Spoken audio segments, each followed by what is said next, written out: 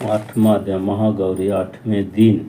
माँ दुर्गा जी के आठवीं शक्ति का नाम महागौरी है। इनका वर्ण पूर्णतः गौर और गौर है। इस गौरता के उपमा शंख। इनका वर्ण पूर्णतः गौर है। इस गौरता की उपमा शंख चंद्र और कुंद के फूल से दी गई है। इनका आयु 8 वर्ष की मानी गई है। अष्टवर्ष भवेद गौरी। इनके समस्त वस्त्र एवं आभूषण आदि भी श्वेत हैं। इनकी 4 भुजाएं हैं। इनका वाहन वृषभ है। उन पर ऊपर वाले बाएं हाथ में डमरू और नीचे का बाएं हाथ में वर मुद्रा में है। इनकी मुद्रा अत्यंत शांत है। अपने पार्वती रूप में इन्होंने भगवान शिव को पति रूप में प्राप्त करने के लिए बड़ी कठोर तपस्या की थी। इनकी प्रतिज्ञा थी कि व्योग्रह वरदः शंभु न्याय देव महेश वर्ता नारद पंचरात्र गोस्वामी तुलसीदास जी ने अनुसार भी इन्होंने भगवान शिव के वरण के लिए कठोर संकल्प लिया था। जन्म कोटि लगी रगड़ हमारी बरहु शुंभ न तर रहु कुमारी। इस कठोर तपस्या के कारण इनका शरीर एकदम काला पड़ गया। इसकी तपस्या से प्रसन्न और संतुष्ट होकर जब शिव ने इनके शरीर को गंगा जल के पवित्र जल से मल कर धोया, तब वह विद्युत प्रभा के समान अत्यंत कांतिमान गोर हो उठा। तभी से इनका नाम महागौरी पड़ा। दुर्गा पूजा के 8वें दिन महागौरी का उपासना का विधान है। इनकी शक्ति अमोघ और असंध फलदायिनी है। इनकी उपासना से भक्तों को सभी कलम धूल जाते हैं और उनके पूर्व संचित पाप भी विनष्ट हो जाते हैं। माँ महागौरी का ध्यान स्मरण पूज्य आराध भक्तों के लिए सर्वश्रेष्ठ कल्याणकारिणी है। साधक को सदैव इनका ध्यान करना चाहिए। इनका कृपा से अलौकिक सिद्धियों की प्राप्ति होती है। मन की अनन्य भाव से निश्चित कर साधक को संदेह इनके ही पदारविंदों का ध्यान करना चाहिए। इनकी उपासना से अर्तजनों के असंभव कार्य भी संभव हो जाते हैं। अंततः इनके चरणों की शरण पाने के लिए साधक को सर्वविष्ट प्रयत्न करना चाहिए। 8वां रक्त बीज बद ध्यान। ओम सुमेधा ऋषि जी बोले, राजन अनेक सैनिकों के साथ साथ चंड और मुंड का नाश सुनकर असुरराज बहुत चिंतित हुआ। महापराक्रमी शुंभ ने क्रोधित होकर सभी दैत्यों एवं सैनिकों को युद्ध करने के लिए जाने का आदेश दिया। उसने आज्ञा दी कि आज सभी अस्त्रों से सुसज्जित सेना के साथ 86 दैत्य सेनापति तथा कंबुकुल के 84 योद्धा अपने अपने सैनिकों के साथ लेकर जाएं। कोटिवीर्य नामक असुरों के 50-50 समूह तथा धूम्रकुल के 100 समूह देवी से लड़ने के लिए हमारी आज्ञा से शीघ्र जाएं और कल्याण वंशीय, दर्द वंशीय, मरवंशीय और कालका से उत्पन्न हुए सभी राक्षसगण हमारी आज्ञा से युद्ध के लिए सुसज्जित होकर जल्दी जाएं।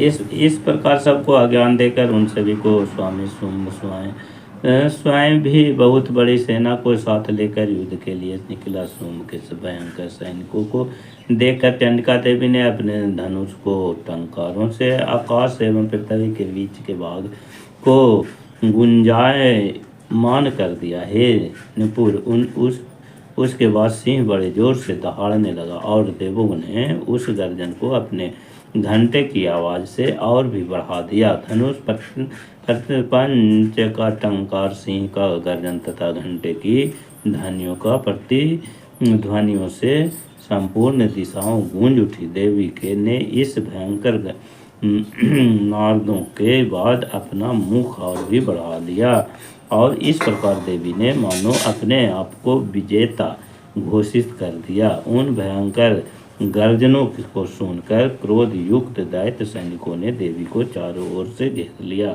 हे राजन, उस समय देवताओं के शत्रु असुरों को विनाश के लिए तथा देवताओं के कल्याण के लिए अत्यंत बल शक्ति संपन्न देव शक्तियों देवी के पास पहुंच गई। ब्रह्मा विष्णु शिव कार्तिकेय तथा इंद्र आदि देवों को शक्तियां उनके शरीर से निकलकर अपने अखंड रूप में चंडिका देवी के शरीर में पहुंच गए। जिस देवता का जैसा रूप जैसे वेशभूषा और वाहन था, उस देवता ने शरीर से निकली शक्ति वहीं सब कुछ ग्रहण करके असुरों के साथ युद्ध करने के लिए आ गई। सर्वप्रथम हंस वाले विमान पर सवार योग और कंठ डलू से सुशोभित ब्राह्मणी कहलाने वाली ब्रह्मा जी की शक्ति आकार उपस्थित हुई। बैल पर आरूढ़ हाथों से महानाग का कंगन तथा त्रिशूल धारण किए और चंद्र किरण से सुशोभित मस्तक वाली महादेवी की शक्ति वहाँ आ पहुँची। कार्तिकेय जी के रूप में कार्तिकेय जी की शक्ति अंबिका श्रेष्ठ मोर पर सवार हाथ में शक्ति नामक अस्त्र लिए दैत्यों को युद्ध करने के लिए आई। इसी प्रकार श्री विष्णु भगवान की शक्ति गरुड़ पर बैठे हुई शंख चक्र गदा धनुष और खड्ग हाथ में लिए आ गई। सुंदर यज्ञमयी बराह रूप धारण करने वाली विष्णु की शक्ति भी बराही रूप में बनकर आई और नरसिंह जी की शक्ति नरसिंह का रूप बनाकर रणभूमि में आई, जो अपनी कैमर केसर गर्दन के बल से आकाश में नेत्रों को अलग करती थी। इसी तरह हाथ में वज्र लिए ऐरावत हाथी पर सवार इंद्र की शक्ति भी उस रणभूमि में आ पहुंची। इसके बाद उन देव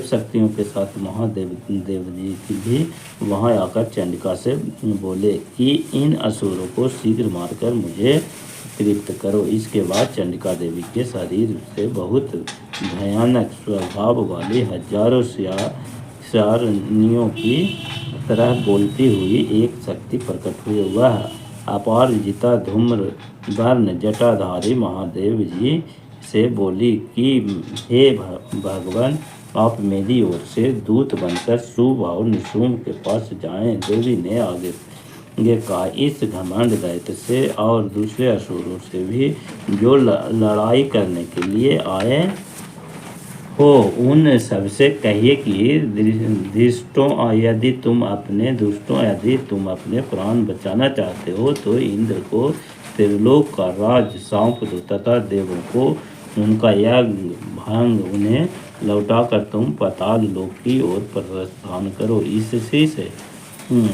इसी में तुम्हारा कल्याण है। यदि बाल के घमंड से तुम लोग युद्ध करना चाहते हो तो आओ, मेरी योगिनियाँ तथा देवीगण श्रृंगाली कुकुरादि तुम सबके मांस से तृप्त हो। उस देवी द्वारा साक्षात शिव जी ही दूत कार्य में नियुक्त थे। अंततः वह शिव दूती नाम से इस लोक में प्रसिद्ध हुई। वे महादैत्य भी श्री शिव जी के मुंह से देवी के कवचों का सुनकर क्रोध से भरे हुए वहां गए जहां कात्यायनी थी। उनके बाद वे उधर दंड महादैत्य में आकर पहले ही देवी के रूपवान शक्ति और सृष्टि आदि अस्त्रों की वर्षा करने लगी तथा देवों ने भी खेल में धनुष को टंकार से तथा धनुष द्वारा छोड़े हुए बड़े बड़े बाणों से दैत्यों को चलाए हुए शूल शक्ति और फरसों को काट डाला।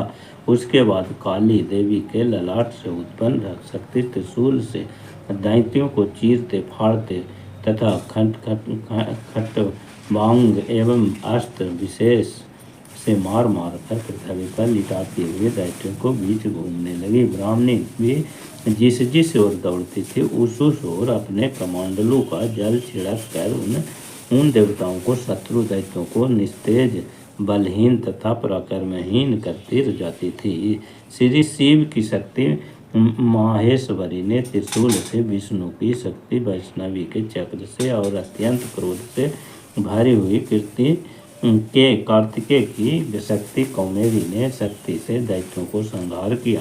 इंद्र शक्ति इंद्रिय के वज्र प्रहार से विदीर्ण शरीर होकर सैकड़ों दैत्य दानव खून की धारा बहाते हुए पृथ्वी पर लेट गए। वराही शक्ति ने कितनों को अपनी थुथुन की मार से ध्वस्त कर दिया। वराही के दांतों के अग्रभाग की चोट से विदीर्ण वक्ष स्थल होकर तथा चक्र से विदीर्ण शरीर होकर सैकड़ों दैत्य दानव खून की धारा नाखून से दैत्यों को फाड़ती खाती और अपनी सिंह गर्जना से दसों दिशाओं तथा आकाश को गुंजाती रण क्षेत्र में घूमने लगी। बहुत तेरे दैत्य देवों के भयंकर अट्टहास से पृथ्वी पर गिर पड़े। उन्हें देवी शिवदूती उसी समय खा गई। इस प्रकार मृतगण, ब्राह्मणी, वैष्णवी, रौद्र, कौमेरी, शिवदूती, इंद्रिय, नरसिंह और वराही को क्रोध तथा अनेक प्रसार से दैत्यों को नष्ट करते देखकर दैत्य सैनिक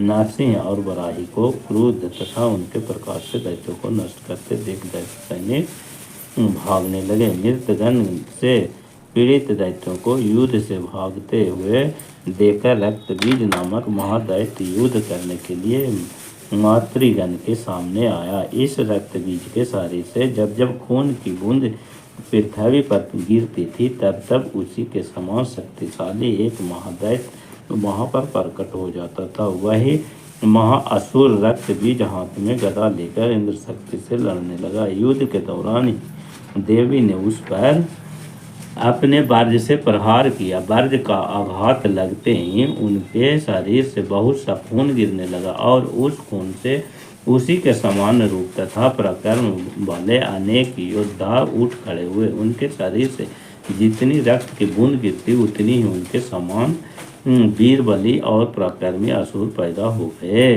रक्त बीज के रक्त से पैदा हुए उन दैत्य पुरुष ने भी अत्यंत भयंकर अस्त्र का प्रहार करते हुए मातृगणों के रोषात भीषण युद्ध किया। फिर वज्र के प्रहार से जब उस रक्त बीज का सिर कटा और रक्त बहने लगा तब उससे हजारों असुर पैदा हुए। उस युद्ध में वैष्णवी विष्णु की शक्ति ने रक्त बीज को चक्र से मारा और इंद्र की शक्ति से उन दैत्यों सेनापति रक्त बीज को गदा से मारा। वैष्णवी के चक्र से अंग भंग होने पर जो रक्त बहा उस रक्त से उसी रक्त बीज के समान पराक्रमी वीर हजारों महादैत्य पैदा हुए। देखते ही देखते सारी पृथ्वी पर रक्त बीज के रक्त से पैदा होने वाले महापराक्रमी दैत्यों से भर गई। उस महाअसुर रक्त बीज को कौमेरी कुमार कृतिकेय की शक्ति से वराही ने तलवार से और माहेश्वरी ने त्रिशूल से मारा। उस महादैत्य रक्त बीज ने भी क्रोध में आकर गदा से सभी मातृ शक्तियों पर एक एक करके प्रहार किया। देवियों द्वारा अनेक बार शक्ति और शूल आदि के प्रहार से घायल होने पर उसके रक्त बीज के शरीर से रक्त की धारा पृथ्वी पर गिरी। उससे भी सैकड़ों अनेकों महाशक्तिशाली असुर उत्पन्न हुए। उस महादैत्य रक्त बीज के रक्त से उत्पन्न दैत्यों से सारा संसार भर गया और यह देखकर देवता लोग अत्यंत ही भयभीत हो गए। देवताओं का दुखी देखकर चंडिका ने काली से कहा कि हे चामुंडे, तुम अपना मुख फैलाओ और मेरे शस्त्र प्रहार से गिरती हुई रक्त बूंद को तथा रक्त बूंद से पैदा होने वाले महादैत्यों को जल्द से जल्द पीती खाती जाओ। इस प्रकार तुम रक्त से पैदा होने वाले महादैत्यों को खाती हुई रणभूमि में विचरती रही तो ऐसा करने से यह मैथ रक्त बीज रक्तहीन होकर मर जाएगा। तुम जब इस भयंकर दैत्यों को खा जाओगे तो फिर भूमि पर रक्त बूंद न गिरने के कारण दूसरे असुर पैदा नहीं हो सकेंगे। इस प्रकार काली को आदेश दे चंडिका ने शूल से रक्त बीज को मारा। काली ने अपने मुख से उसका रक्त ऊपर ही ऊपर पी लिया। तब उसने वहां चंडिका पर गदा प्रहार किया, किंतु उस गदापात ने देवी का तनिक भी कष्ट नहीं दिया, परंतु घायल रक्त बीज ने शरीर से अधिक मात्रा में रक्त निकाला। ज्यों ही रक्त बीज के शरीर से रक्त निकलता था, त्यों ही चामुंडा उसे पी जाते थे, और चामुंडा के मुंह से रक्तपात से जो दैत्य पैदा होते थे उन्हें भी खा गई, और रक्त बीज का रक्त भी चूस लिया। उसके बाद देवी ने अपने बाण, शूल, वज्र, तलवार और सृष्टि नामक अस्त्रों से रक्त बीज पर प्रहार किया। चामुंडा द्वारा रक्त पिए जाने के निस्तेज हुआ। रक्त बीज देवी के शस्त्रों के प्रहार को सहन न कर पाने से धरती पर गिर पड़ा। रक्तहीन एवं साहसहीन हुए रक्त बीज के पृथ्वी पर गिरते ही देवता लोग प्रसन्न हो उठे। इधर रक्त बीज असुर के शरीर से निकले रक्त का पान करने मंद से उदित हुए मातृगण भी नृत्य करने लगे।